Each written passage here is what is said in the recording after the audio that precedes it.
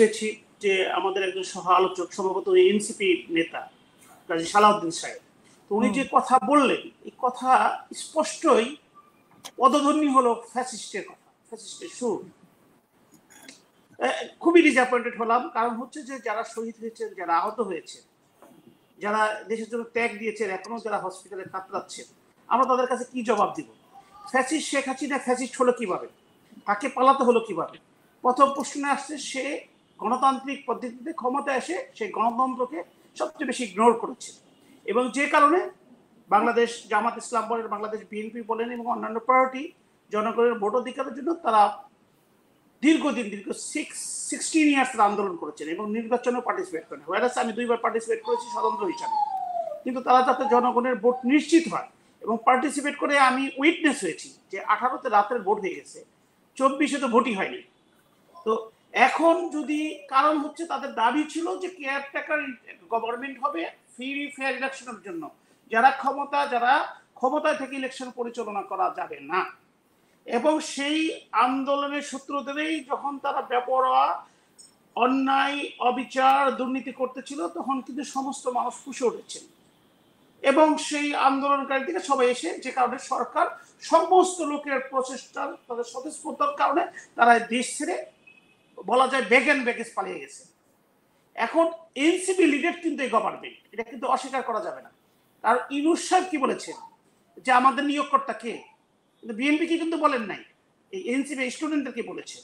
এবং যে স্টুডেন্ট যদি তারা ইউনিভার্সিটি কলেজ কেন্দ্রিক রাজনীতি করতো দ্যাটস ফাইন, তারা কিন্তু ন্যাশনাল রাজনীতিতে চলে এসেছেন এবং তাদের মধ্য থেকে এখনো উপদেষ্টা আছেন।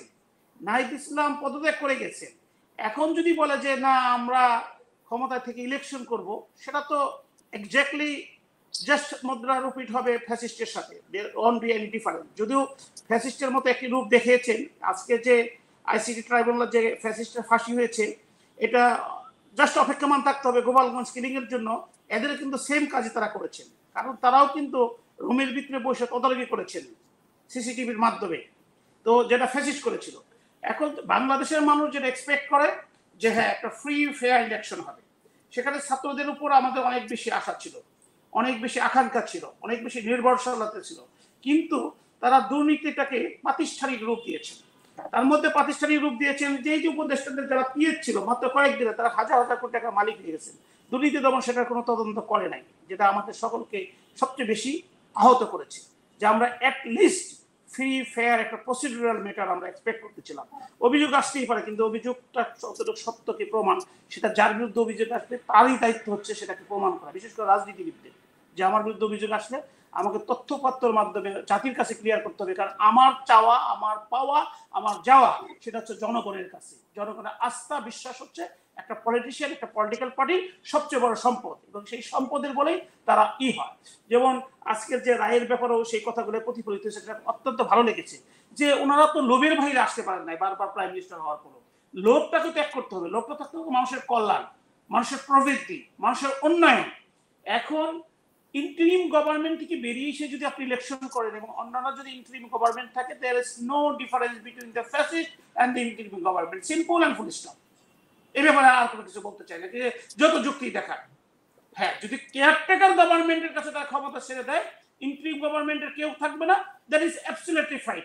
বাট হোয়াট হ্যাপেন, কি হলো, যে খাইরুল হককে পিছে জোরান মুড়ি দিয়ে বেঁধে কাস্টডিতে কোর্টে ওঠানো হয়, আর যারা এই ফ্যাসিস্টের সহযোগী ছিল, যাদের বিরুদ্ধে আইসিটিতে মামলা আছে, তাদের এসি গাড়িতে করে নিয়ে আসা হয়। এর চেয়ে বড় বৈষম্য তো হতে পারে না, এর চেয়ে বড় বৈষম্যতার কোনো কারণ হতে পারে না। আমাদের মেজর আফসারি সাহেব, আমি সরি, কারণ আমি একজন আইনজীবী, আমি আইনজীবীদের পক্ষে বলতেছি না, কোর্টের পক্ষে বলতেছি না, আমি স্বাভাবিকতার কথা বলতেছি যে আইন সবার জন্য সমান হওয়া দরকার। আমরা দেখলাম যে অপরাধী এক অপরাধীকে, ইভেন সে ছিল কিন্তু বাংলাদেশের প্রধান বিচারপতি, এবং সে কিন্তু যে যত কিছুই বলুক ওই যাত্রাবাড়ি কিলিং এর সাথে তাকে কোনোভাবে আপনি প্রমাণ করতে পারবেন না, কাউকে বিশ্বাস করাতে পারবেন না। কিন্তু তার যেটা সবচেয়ে বড় অপরাধ, সে যে কনস্টিটিউশন অ্যামেন্ডমেন্ট করে এই তত্ত্বাবধায়ক সরকারকে টাইমিং বাদ দিয়েছে, কিন্তু ফাইনালি কিন্তু সে বাদ দেয় নাই। যে চাইলে এখন যে বর্তমানে যেটা আসছে সেটা কিন্তু ত্রয়োদশ ইলেকশনে বলছে এই ইন্টারিম গভর্নমেন্টের অধীনে হবে, চতুর্দশ ইলেকশন থেকে আপনার কেয়ারটেকার গভর্নমেন্ট হবে। তাহলে ত্রয়োদশ ইলেকশনে যারা ক্ষমতায় আছে তারা থাকবে, তারা হচ্ছে মোরালিটি বলেন, মানে নৈতিকতা বলেন এবং ইলিগাল, তাদের ইলেকশনে আসাটা কোনো ক্রমেই ভালো দেখায় না। জাস্ট ইটস এ প্রতিচ্ছবি অফ দ্য ফ্যাসিস্ট। এই যে এটাই হলো। এখন পরবর্তীতে আসেন বাউল শিল্পীদের কথা বলছেন। হ্যাঁ, বাংলাদেশ অবশ্যই এই দেশ যেমন সিলেটের শাহজালাল ইসলামের মাধ্যমে, সুফিদের মাধ্যমে এই দেশে এসেছে। সুফিরা মানে এই না যে তারা আমাদের মহান সৃষ্টিকর্তা, আমাদের রাব্বুল আলামিন, আমাদের মহানবী হযরত মুহাম্মদ সাল্লাল্লাহু আলাইহি ওয়াসাল্লাম এবং সাহাবী যারা ইসলামের জন্য জীবন দিয়ে গেছেন, যারা সমস্ত স্যাক্রিফাইস করে দিয়েছেন। আপনি যে কোনো ভাবেই কোনো উদ্যোগ মানে ইনিয়ে বিনিয়ে তর্ক বিতর্ক যাই কিছু বলেন না কেন, তাদের নিয়ে রিসপেক্ট করে কথা বলতে হবে। যে লোকটা নাস্তিক, আপনি তো ইংল্যান্ডে আছেন, আমি ইংল্যান্ডে ছিলাম, তারাও কখনো কিন্তু সৃষ্টিকর্তাকে ব্যঙ্গ করে কথা বলে না যে প্রাকৃতিক ভাবে কিছু হয়, প্রকৃতি তার অ্যাকশনে চলে যাবে।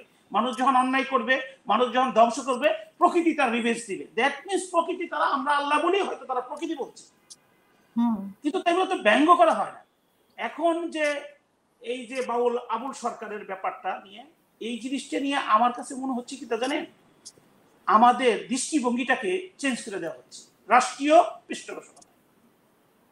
সিম্পল, আপনি দেখেন যে এখানে ওই যে মাজহার সাহেব, উনি তাদের পক্ষ নিয়েছেন, ওনার ওয়াইফ কিন্তু উপদেষ্টা মন্ডলীর, এবং এই সরকার, এই আন্দোলনের, এই মুভমেন্টের উনি কিন্তু ওয়ান অফ দ্য পিলার। তাকে বাদ দিয়ে এই মুভমেন্ট কখনো আপনি ভাবতে পারবেন না। তার শিষ্য, তার ভক্তরাই কিন্তু সরকার পরিচালনা করছেন, উনি কিন্তু একটা অবস্থান নিয়েছেন।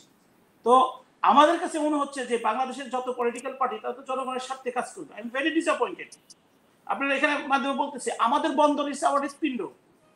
হ্যাঁ, আপনি দিবেন স্বচ্ছতার জন্য, উন্নয়নের জন্য দিবেন, ভেরি গুড, কিন্তু আপনি ফ্যাসিস্টের পদালঙ্গ কেন ফলো করতেছেন? আপনি বলেন জনগণকে যে এই কারণে দিয়ে হবে, এটার জন্য দেশ উন্নতি হবে, এটার জন্য আমার নিরাপত্তার কোনো সমস্যা হবে না। জনগণকে let then opinion, get the opinion.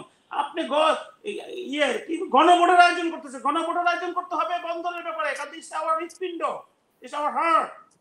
আপনি বিদেশিদের কাছে তুলে দিবেন যে আর আমরা কিছু জানবো না, আমাদের কোনো ব্যাখ্যা দিবেন না, কেন তুলে দিচ্ছেন, কোন কল্যাণে তুলে দিচ্ছেন, এতে মানুষ বেনিফিট কিভাবে জানি না। আমি এখানে